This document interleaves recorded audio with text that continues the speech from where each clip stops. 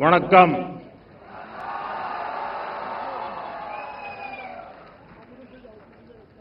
இனிய பொங்கல் நல்வாழ்த்துக்கள்.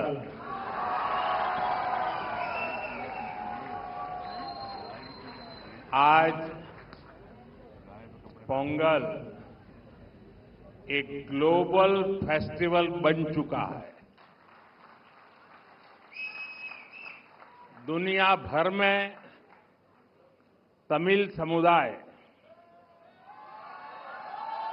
और तमिल संस्कृति से प्रेम करने वाले लोग इसे उत्साह के साथ मनाते हैं. उसमें मैं भी एक हूं.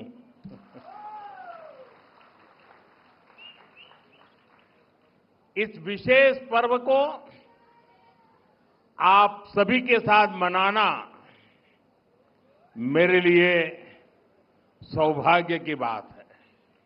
हमारे तमिल जीवन में पोंगल एक सुखद अनुभूति की तरह है. इसमें अन्नदाता की मेहनत, धरती और सूर्य के प्रति आभार का भाव है. साथ ही ये पर्व हमें प्रकृति, परिवार और समाज में संतुलन बनाने का रास्ता दिखाता है. इस समय देश के अलग अलग हिस्सों में लोहड़ी, मकर संक्रांति, माघ बिहू और अन्य त्योहारों की भी उमंग है. मैं भारत और दुनिया भर में रहने वाले सभी तमिल भाई बहनों को पोंगल की और सभी पर्वों की बहुत बहुत शुभकामनाएं देता हूं. साथियों, वैसे मेरे लिए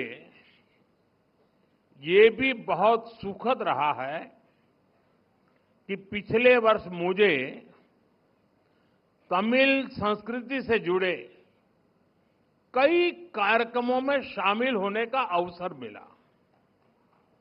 मैंने तमिलनाडु में 1000 साल पुराने गंगईकोंडा चोलापुरम मंदिर में पूजा की.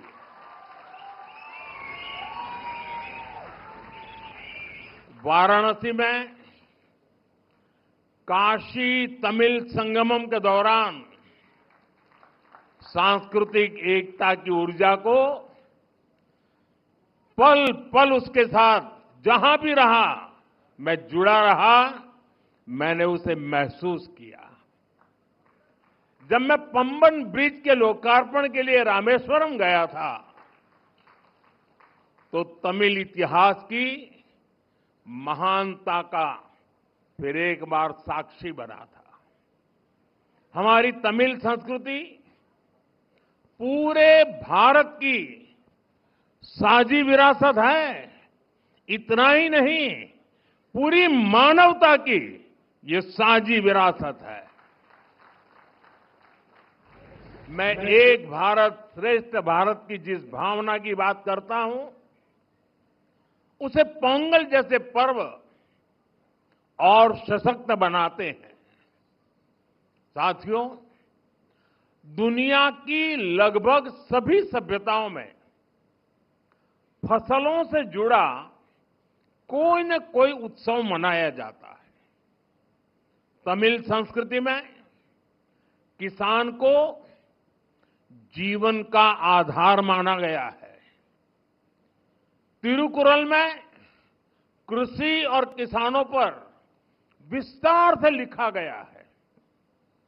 हमारे किसान राष्ट्र निर्माण के मजबूत साथी है.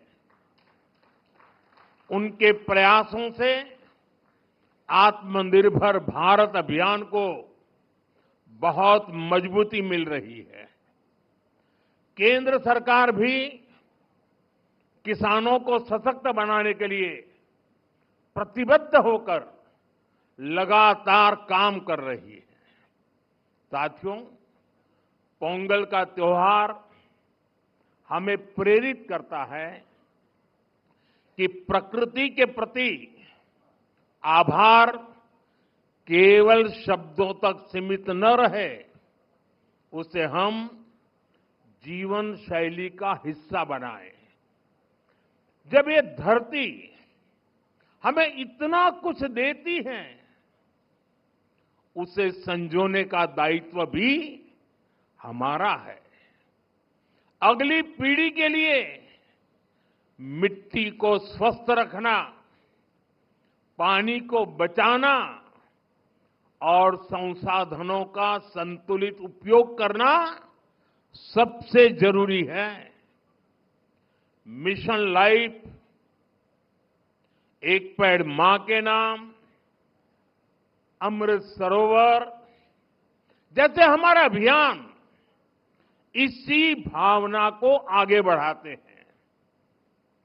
हम खेती को अधिक सस्टेनेबल और पर्यावरण के अनुकूल बनाने के लिए निरंतर काम कर रहे हैं।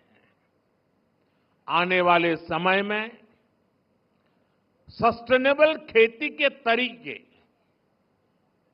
वाटर मैनेजमेंट, मैं तो लगातार कहता रहा हूं, पर drop more crop, natural farming, agritech और वैल्यू एडिशन की भूमिका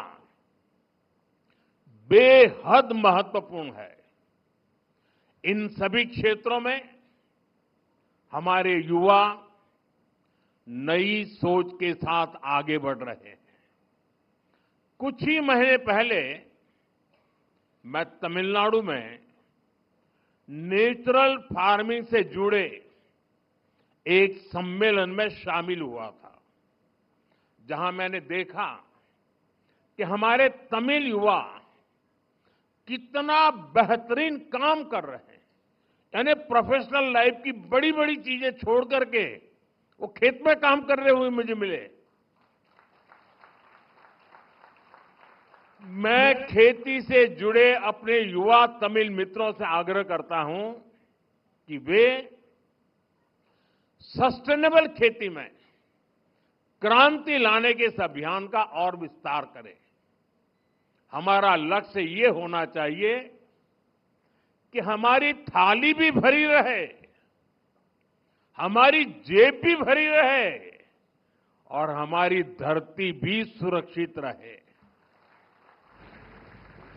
साथियों, तमिल संस्कृति दुनिया की सबसे प्राचीन जीवित सभ्यताओं में से एक है। तमिल संस्कृति सदियों को जोड़ती है। वो इतिहास से सीखकर वर्तमान को आगे का रास्ता दिखाती है। इसी प्रेरणा से आज का भारत अपनी जड़ों से शक्ति लेकर नई संभावनाओं की ओर आगे बढ़ रहा है। आज पोंगल के इस पावन अवसर पर हम उस विश्वास को महसूस कर रहे हैं जो भारत को आगे बढ़ा रहा है। एक ऐसा भारत जो अपनी संस्कृति से जुड़ा है, अपनी धरती का सम्मान करता है और भविष्य को लेकर भरोसे में भरा हुआ है। इनिय पोंगल नलवा कड़कतुक्कल,